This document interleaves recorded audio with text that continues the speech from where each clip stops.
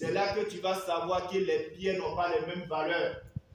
Tu vas voir un être humain en train de creuser un fossé très très profond pour aller faire sortir de l'or qu'on appelle une pierre précieuse.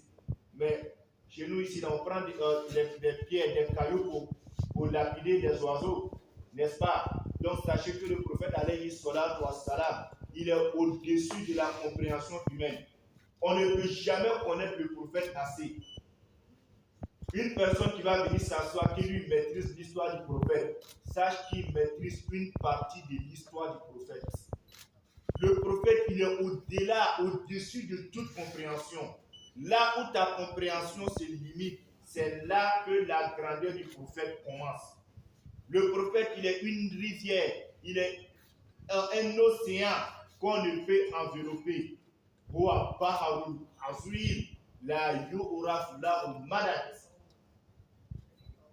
C'est un océan qu'on ne peut parler. Moi, je vais venir m'asseoir. Je vais parler du prophète alayhi salatu wassalam. Le chef Moukadam Awal va venir s'asseoir. Il va parler du prophète alayhi salam. Vous allez voir que notre démonstration ne seront pas les mêmes. Et autre personne va venir encore. Il va parler du prophète alayhi salatu wassalam. Il va parler d'une autre dimension.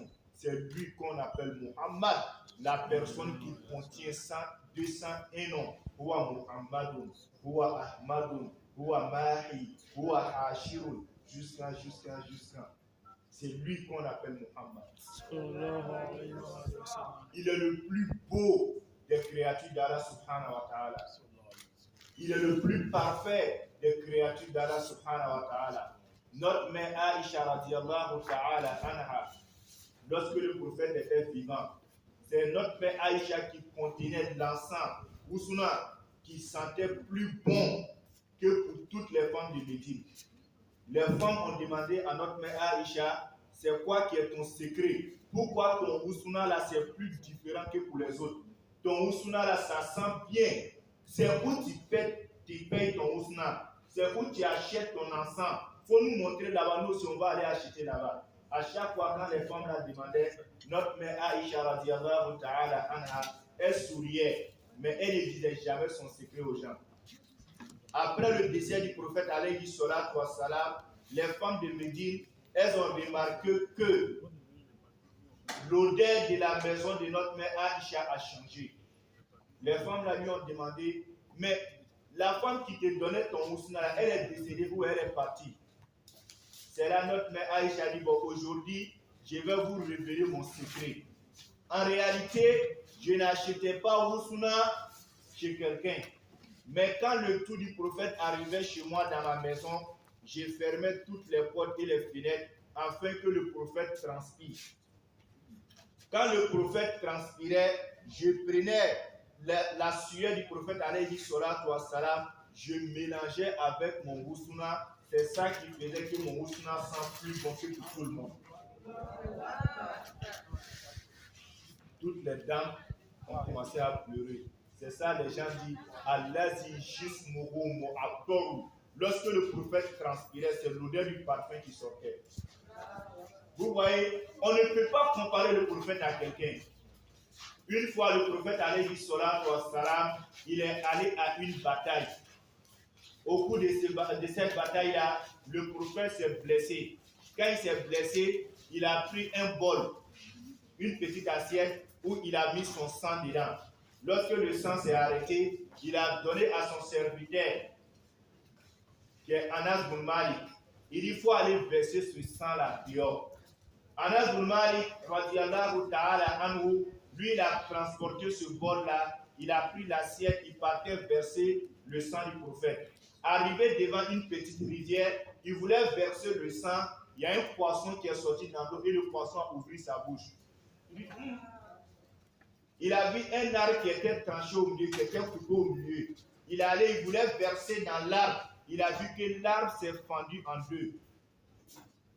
C'est là Anas qui s'est caché et il a bu le sang du prophète alayhi salatu wassalam et il a bien essuyé sa bouche.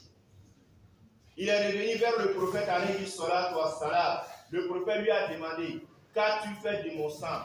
Mon sang là, tu as fait quoi de ça? Il ne veut pas mentir. Il dit le prophète, il dit au prophète d'Allah, vous m'avez envoyé, je suis allé faire la mission que vous m'avez donnée.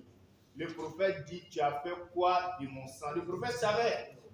Mais il ne veut pas mentir au prophète. Il dit, ah, ya Nabi Allah, vous m'avez envoyé, je suis allé régler la mission que vous m'avez confiée. Le prophète lui dit une troisième fois, si tu ne dis pas ce que tu as fait de mon sang, je vais demander à mon Dieu et mon Dieu va me révéler le secret. Il a eu peur. Il dit, ah prophète, moi je suis allé verser le sang dans la rivière. J'ai vu qu'il y a un poisson qui est sorti de là, qui voulait avaler ce sang. J'ai vu un arbre tranché au milieu, je voulais verser au milieu de l'arbre, j'ai vu que l'arbre s'est fendu en deux. C'est là que j'ai consommé, j'ai bu ton sang. Le prophète l'a regardé, il dit, Allah, il va te faire trois grandes choses parce que tu as bu mon sang. La première chose, une personne qui a consommé moi mon sang, son sang s'est mélangé à moi mon sang, cette personne ne va jamais rentrer en enfer.